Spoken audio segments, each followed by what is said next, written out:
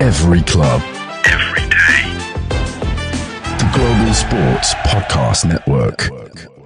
Welcome back to the Daily English Premier League podcast from the Global Sports Podcast Network. Today, I'm joined with Iain from the Newcastle Premier League podcast team to talk about the second leg of the Carabao Cup this Wednesday. Thank you for joining me, Iain. You're very welcome. It's exciting to spread our wings slightly beyond the enclosed spaces of the Daily Newcastle gang. It's good to speak to someone who isn't a Man United fan for the first time in ages, it feels like. I wanted to kick things off with the first leg. Obviously, from a Newcastle perspective, it was a month ago, and everything was bright and rosy as you came to the Emirates and won 2-0. Right, yeah. Yeah, it was fantastic. And probably the peak of that run that we went on a run of 9 straight wins. After that Arsenal game, which was the 8th game in that sequence, we played Wolves at home and won 3-0. However, anyone sitting through that game would know it wasn't a 3-0 game. Newcastle were a bit off it. They were clinical in front of goal, and then Wolves were wasteful. So, yeah, 3-0 against Wolves. I think the Wolves came tumbling down. It was revealed as we then on the Saturday, an absolute lesson from Bournemouth from start to finish and lost 4-1 at fourth at St James's Park. It didn't look like a fourth that afternoon, I'll tell you. But yeah, what a fantastic performance for us. We've never done very well at the Emirates. You could probably tell me how many consecutive wins you've had there. I think we scraped 0-0 in a cup at one stage and then lost in extra time. It's about as good as it gets in that ground. Yeah, I believe it was your first win at the Emirates in 9 years, I think it was. Yeah, it was an Andy Carroll header at 2012 or something, maybe 2013, which again was a bit of a smash and grab. However, I didn't really feel like that performance a month ago now was a smash and grab. I think we stuck you in how fast we came out of the block with 2 up after 20 minutes. Could have been a few more, to be honest. And then what I really, really loved was the sheer audacity and confidence to, with half an hour to go, take Isaac off to rest him for the weekend, and go 5-5-0 and just say, look, this is how we're going to defend. Break us down if you can. And at the end of that game, Arsenal didn't have a shot on target. I loved. It's not like us to be that arrogant. We're usually clinging on, you know. But yeah, we were absolutely buzzing at the end of that match. Yeah, I rewatched the highlights earlier today, and it felt like the big difference was that clinical nature for your attackers compared to ours. Obviously, Isak and Gordon scored compared to Arsenal's front line being Trossard, Havertz, and Martinelli. And although since this game they've all improved, but at the time we were struggling in front of goal, and this felt like the height of it. It wasn't like we didn't have chances, but we couldn't do anything. You did. In fact, your best chances weren't in that last half an hour, I don't think, because we put 2 banks to 5, it's very difficult to have any time on the ball to take a measured shot. But I remember Timber twice, I think, had a free header at the back post that he put over the bar. It just needed to be a bit lower. It was in. It was goal. He missed those. But, I mean, if you want to win at the Emirates, you definitely need a little bit of luck like that early on in the game. Those 2 go in, and we could have been looking at this game not even needing to be played because we'd be going back trying to make up 5 or 6. But fortunately for us, they didn't. And I think it is Isak who is almost the person this game feels like it's built around, because he is that star man for you, and he's a player so adored by not just your fan base, but the Arsenal fan base as well, who it almost feels like we've become possessive of him, and he's not our player at all, and likely won't become our player because he is so important to Newcastle and would cost a fortune to get out of there.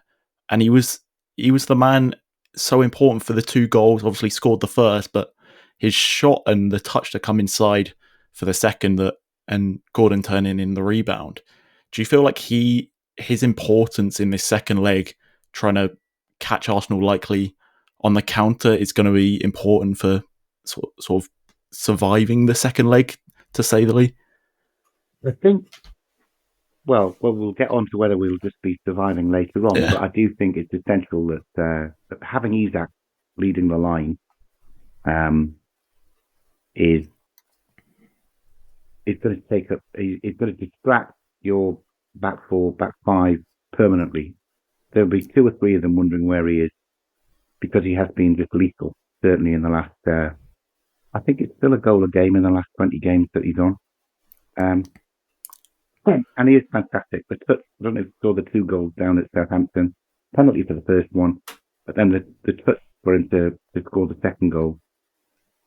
Very Henry-esque. And that's I love him, because he doesn't just play like Henry with that silky touch. Deceptively speedy.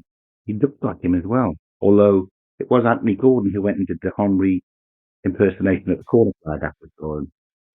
So yeah, it's critical for us that Isak is in the team. He will be. He was taken off in the Fulham defeat. I think we said after 70 minutes Eddie's given up here, so he took the big guns off, hopefully to rest them for Wednesday. But I think we're more than a one-man team, definitely. Gordon was the only one really to approach his high standards against Fulham. He's quicksilver. He's super fast and very skillful. So I think, when we're at home and under the lights, I think your guys shouldn't just read, oh, well, they've started struggling now and they've lost the last 2 at home, so we just have to turn up. Because this match is our biggest game of the season by far. And I'd argue that Arsenal had a bigger game than tomorrow night, just on Sunday, when you had City at home. I think that's the bigger game for you. So, yeah, I'm obviously nervous as hell, but confident that we've got plenty to get out of this game. Yeah, well, before we go on to the second leg, let's hear a bit about Zencastr. Here at Global Sports Podcast Network, we spent a lot of time selecting our delivery platform. Zencastr came out the clear winner. With 4K video recording from your phone and AI editing that automatically removes all those ums and ahs, it's super easy to start a podcast that sounds great and is delivered efficiently. If you're ready to tell your story, check out the link in the show description to learn more about Zencastr. Well, moving on to the second leg, what are your expectations coming into this game? Like, how do you think Newcastle are going to approach the game? We've had a number of big games where we have thought, oh my word, they're coming to see us at exactly the wrong time. And you can't get away from the fact that we're thinking again now when Arsenal are turning up, because we've lost against Bournemouth, we've lost against Fulham. The guys, to be honest, have looked off it since the Arsenal game, and I don't know if that's because they're trying to save themselves to make sure they play in the second leg, or if they're just so focused on that being such a huge game. Now, I had a little bit of a look back, try and appease my concerns. We've had some big games at St James's Park already. We got a 1-1 draw against Manchester City. Before Manchester City had their collapse, by the way, they were top of the league at this time. We drew 1-1 with them, and that came immediately after our biggest ranking of the year when we lost at Fulham 3-1, and it could have been so much more. They're a good team, Fulham. They're double they did over us this year, and they've deserved both of them. We had a horrific 0-0 away at Everton and 1-1 at Crystal Palace just before we played Arsenal. And of course, we beat Arsenal 1-0 in the league with an absolutely wonderful Isak header. And again, restricted you to just 1 or 2 shots on target in that whole game. And similarly, right at the end of November. I'm trying to remember what the games were, but we'd had a very disappointing home loss to West Ham, and maybe that's where the Palace game was at 1-1, where we didn't have a shot. I don't mean a shot on target. I mean, we didn't have a shot for the whole 90 minutes. That's when we drew 3-3 with Liverpool and turned up to perform. So our boys turn up against the big teams, is what I'm saying to you. So I would be expecting that, hey, Arsenal, some fantastic players. You could outskill us and you could win by the 3 goals you need to win by to get through. But I don't think Newcastle will fail through a lack of effort or intensity, which is what we've built our current reputation on. I think we'll get that. And then obviously it is some comfort that we're going into it with a 2-goal start. Yeah, it does feel like you were saying this at the time of the first leg. Arsenal were on a quick slope. We obviously lost to Newcastle midweek and then lost to Man United, and it felt like we were out of both cups in a matter of days.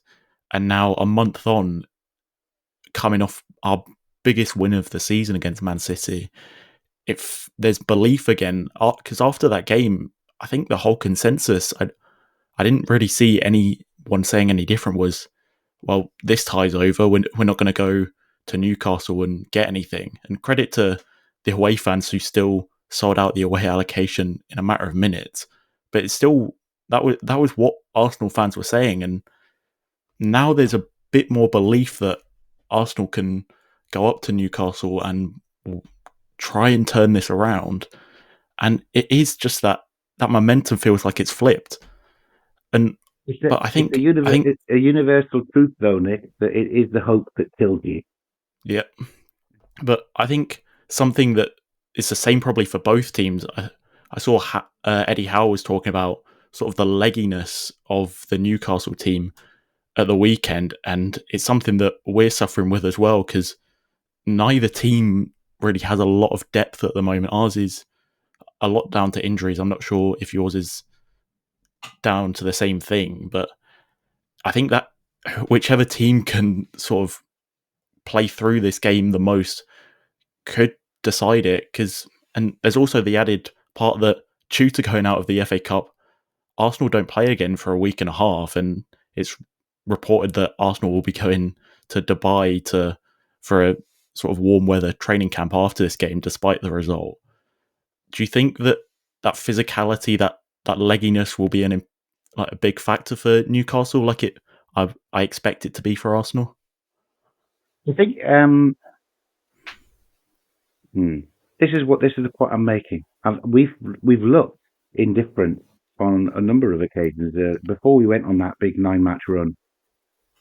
And you're thinking that Eddie's picking the same 11 to start and not really making a lot of switches from the bench, because there's a very good first 11, but there's not the quality to come on from the bench to maintain that standard. We had a much more difficult problem with it last year when we had the Champions League games as well, and we were absolutely decimated with injuries. I mean, 25 men in the first team squad and 12 of them on the bench, on the injury bench at one stage. We're missing some really useful quality bench players, I'd say. Isak can't come off because there's no Callum Wilson on the bench. Although, interestingly, he may well be on the bench tomorrow night. He might be making his comeback. He'll not fit. So, but at least it means there is a change we can make. Harvey Barnes getting injured is a problem because he could come on and relieve either Murphy on the right or Gordon on the left.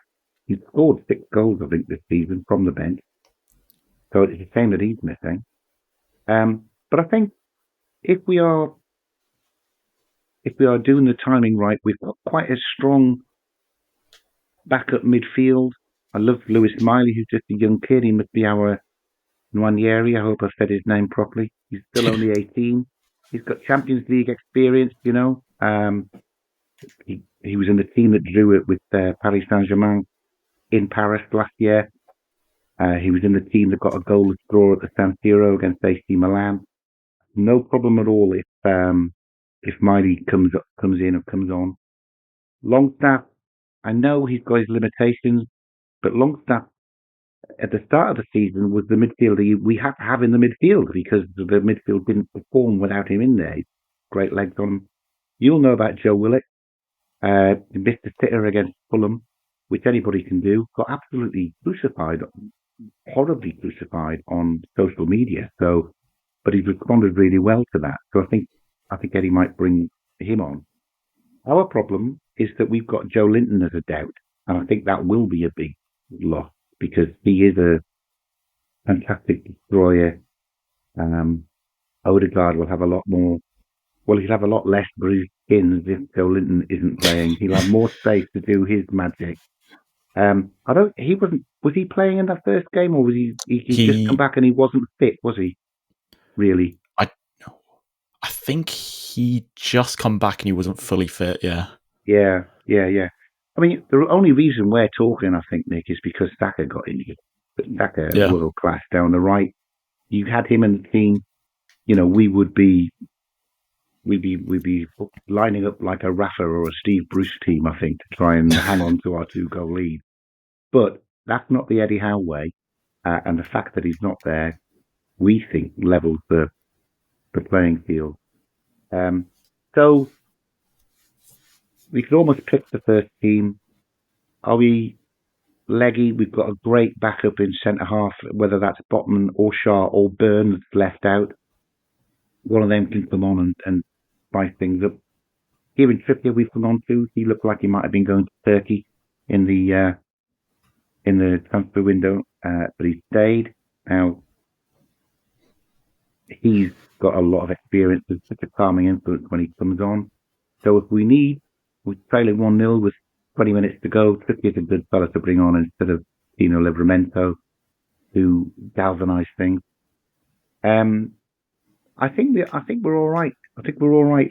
But that's because I'm expecting a step up from what we've shown in the last few games, which is what we saw when Man City and yourselves and Liverpool came to town in the league.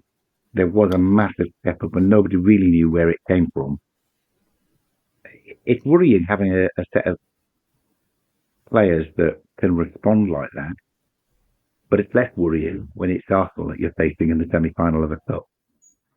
Yeah, you mentioned Trippier. It brought to mind that neither team feels like they have the experience in these types of games. Maybe as a club, Arsenal have a bit more experience in these scenarios, but this specific squad and this specific manager haven't experienced semi-finals that often at all, despite the quality in the squad. And obviously Newcastle experienced it just 2 years ago, but it still feels like there's a general lack of experience in these scenarios for both teams. And I think it'll be interesting to see which side sort of shows a bit more bottle, maybe. And I think ultimately that first goal will be the most important thing, because if Newcastle can get that first goal, I think the heads will go down. It will feel like, it's actually over now. But if Arsenal can score early or just even in the first half, I think there might be a few nerves in the Newcastle crowd. Do you think it would make St James's Park nervy? St James's Park will be nervy before you've kicked off. It doesn't matter that you haven't scored that first goal. We'll be nervy. It's Arsenal, for goodness sake. And we just Bournemouth just beat us by 3. So, and this is Arsenal. With respect to Bournemouth, who have been on a fantastic run, Arsenal are a class above them. So yes, we'll be full of nerves. And if you score in the first 10 minutes, because we know what we did down there, scored in the first 10 minutes, scored the second one in the first 20 minutes, and that put you in a real hole.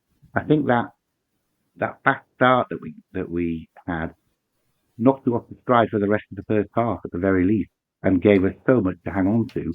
That's why we could do the last half an hour just basically playing at one end and saying, we'll defend this goal and let's see if you can score. So, yeah, we've got I think we're top of the winning points from a losing position league.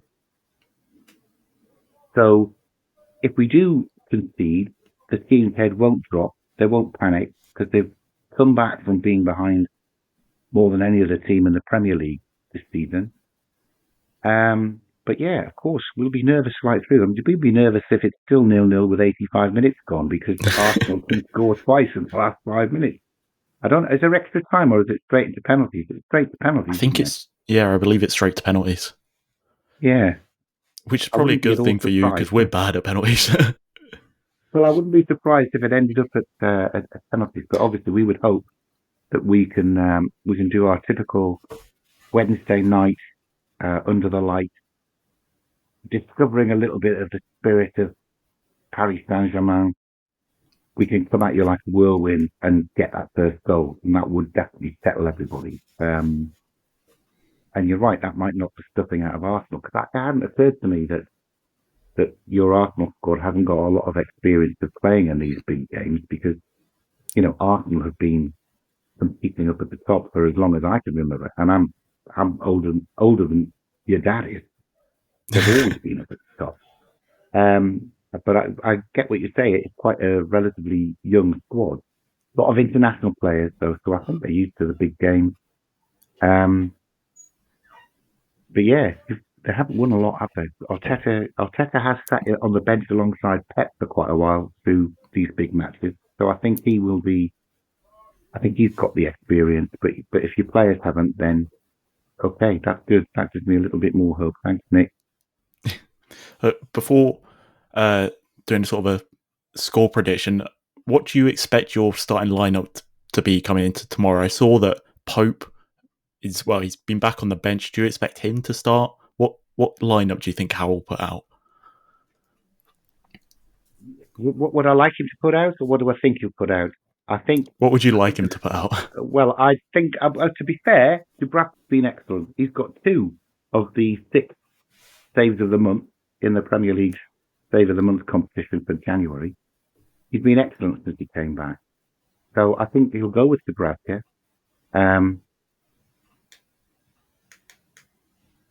Kino Livramento has been well off it for the last 4 games.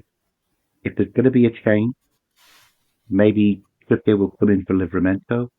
I don't think Howe will change it, though. I think it'll be Livramento. Centre half, Shah has been an accident waiting to happen over these last 4 games. And it was Byrne and Botman that played so well in the game at the Emirates. So I would bring Botman definitely back into the team, and I don't think Byrne's done anything to lose his place. So that would be in place of Shah. I think Eddie will have Shah and Byrne, who started on Saturday, because he doesn't change for the sake of changing. He played Lewis Hall. But I was thinking before we started this, where would I make some changes? He could consider Shah and Botman at centre half and actually moving Byrne across the left back, which he played a lot of the time at last year. You sacrifice the pace angle there, but you get a lot of extra height. And with Arsenal's threat from set pieces, that might be something that tempts him. But I don't think he'll change it. I think it'll go Livramento, Shah, Byrne, Hall. In midfield, it would definitely be Tonali, Guimaraes, and Joe Linton, but Joe Linton is a doubt. The fact that Eddie has said today Joe Linton is a doubt means that Joe Linton will play.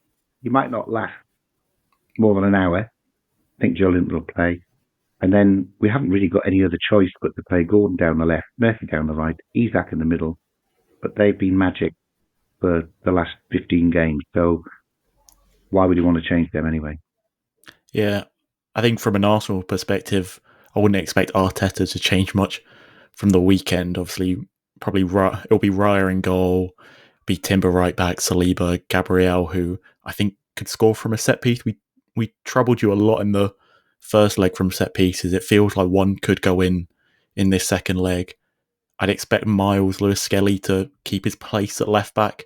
He might swap him for Calafiori, but I doubt it. I think he'll keep Partey as much as I can't stand him for many reasons. And then Rice. He scored the killer goal on Sunday, though, didn't he? Just before Man City had a chance to reorganise, he stepped up and made it 3-1. Yeah. Sorry, interrupted. Partey and Rice. Rice will be on the left. Odegaard will be on the right. I think the only change he might make is Waneri coming in to start on the right-hand side. I think he started Martinelli there against Man City for his defensive contributions, and I'd expect Arsenal to take a bit more control of this game compared to the one at the weekend. So I think Waneri might start on the right, and Trossard's improved massively in the past month, so I'd expect him on the left, and obviously there isn't any other option except Kai Havertz down the middle at the moment after not signing a striker in January. I think for both teams that there's not going to be any real changes in the starting 11. Before we hear about GSPN, how do you think this game will end? What score are you going for? Oh my word! That you see that there could be so many different outcomes depending on how the first 10 minutes goes. I'll be delighted to get through whatever that score is. But I predicted on our preview that we did last night. We picked it up and looked at the board last night. I predicted that Newcastle would win 1-0 and repeat the score from the league match. I'll stick with that. I'm going to go with 1-0 to Arsenal. And whether that's a corner or just maybe a Waneri cuts in from the right on his left foot and bends one in again for the third game in a row. But I think we'll score, but I think you'll frustrate us like you have for the past 2 or 3 years, no matter what game it was. There was one game where you won 2-0 and Odegaard bossed it. But in the last 4 years, the other 3 games we won. I didn't know there was one that you will tell me was out of play and then Billy put somebody over and Gordon was offside. But it did count. That was the winner. I made up for it by how good the goal was that beat you this year, I think. That was an absolutely wonderful cross and a superb header. So we're encouraged. We're encouraged because we've got a better record against Arsenal playing at home than we have against the other big guns, your Man Cities and Liverpool. So, yeah, but it's I'm nervous because Arsenal is such a good team, and then to see you go, you couldn't do a 6th goal though, could you? If you put 6 past Man City, that would have dropped them back below us in the league table. As it is, we've got the same goal difference, but they've scored a few more, so they're still above us. Well, God, what a result that was. I didn't get to see it because I was driving about listening to it. And that's good because I might not have slept much if I'd been watching it. Well, let's hear about GSPN and then we'll briefly touch on how Newcastle season has been going. Okay, cheers. Thanks. This podcast is part of the Global Sports Podcast Network, the only network bringing you exclusive daily news and views on your Premier League team, the Premier League, women's football and fantasy football. A unique listening experience that puts fans first, bringing you the very latest breaking news from your team. Subscribe wherever you get your podcasts and make us your first listen every day. Global Sports Podcast Network. Every club, every day. Well, Nick Britton. Yeah. Nick Britton himself, sounding like he should be reading the shipping forecast. Well, you touched on sort of how you've had some really important games in those results earlier on. How is the general feeling amongst Newcastle fans for how this season's been going? I think we were very frustrated in the first part of the season because we played well 2 or 3 times and then just took it in and not be very good at all. Or we'd have a good first half and then not show up in the second half like at Brentford. We lost 4-2 there. We gave them their 2 goals in the first half with 2 all at half time. Didn't turn up in the second half. So that was really quite frustrating. And Newcastle were languishing in 11th or 12th. And of course, we have bigger aspirations than that. Then we went on this incredible 7 straight wins in the Premier League, which sort of repaired a lot of that damage. going in the space of 7 days or whatever it was to win at Old Trafford, to win at the Tottenham Hotspur Stadium, and then to win at the Emirates, it was almost like we were dreaming to have a run like that was going on. Now, I think a little bit of that, I don't know if complacency is too strong a word to use, but we didn't play very well when we beat Wolves. We didn't play very well. I mean, we played well in part, but not for the whole game when we won at Southampton. And we didn't turn up at 100% and lost at home to Bournemouth and Fulham because they're better teams than Wolves and Southampton, basically. So the last time we got to a Carabao Cup final, our form went absolutely to pieces in the league. And we've got to try and avoid that. For us, the silver bullet for keeping us guys motivated, waiting for a final if we do get through to it, and therefore maintaining our charge for a Champions League place. I think Chelsea's win last night means we dropped into 6th, but it's so close amongst 4th, 5th, 6th, 7th, 8th. For the FA Cup next weekend, I know you lot are on holiday that week, but after that, we're away at Manchester City, we're at home, Nottingham Forest, and we're away at Liverpool. That's the next 3 games. And if we have got a team where everybody only really gets up for it properly when we're playing the teams at the top, and they can't really get anywhere near as motivated to go and play away at Everton or at home to Bournemouth, then that should keep us honest because of the teams that we're playing. Of course, they are fantastic teams, and we could lose all 3 of those games and find that we're way off the pace again, in which case all of our eggs are going to be in a Carabao Cup final basket. And we'll have to hope that we can go on another run of 9 straight wins to be able to get into the European places. The point is, we haven't strengthened in the transfer window. In fact, we've weakened an already thin squad by allowing Almiron to move and Lloyd Kelly to move. They weren't first teamers, but there were options off the bench if somebody needed a break. So how are we feeling? Still excited? Still everything within our grasp? Do we trust them to deliver? Don't know. I'll have a better idea about whether we're trusting them to deliver after tomorrow night's game. Well, there's obviously been a lot of focus on Alexander Isak. Do you feel like he's been your best player, or is there someone else who isn't necessarily getting the plaudits but has perhaps been even better than Isak? Well, it's quite well documented, I think. Isak obviously is a star. Gordon got the left wing slot for England and played well there as well. So Gordon is not far behind him in how much he's loved at Newcastle. The unsung hero going forward is definitely Jacob Murphy, but I think that's quite well identified now. He's on 8 assists, so they've all been for Alexander Isak. So he's an important part of it. You'll remember them 2 fantastic balls through that he played at Arsenal. So, yeah, Jacob Murphy is an unsung hero. I think maybe less so, but certainly from a month ago and what we saw way before Christmas, the reason why Newcastle went from being indifferent to going on a run of 9 games was Tonali moving into the defensive midfield role and Bruno Damaris pushing up front, having a much more creative role. When we did that, we went on this run and won 9 games. So another unsung hero, Tonali. Wasn't even getting picked at the start of the season. Longstaff was being picked ahead of him, amazingly. But Tonali is so calm, but such good control in tight areas. Alarmingly saw him start to give the ball away a little bit against Fulham, which I hadn't seen him do. So hopefully that's a blip and he's distracted by the Wednesday game. But yeah, I'd say Tonali was an unsung hero.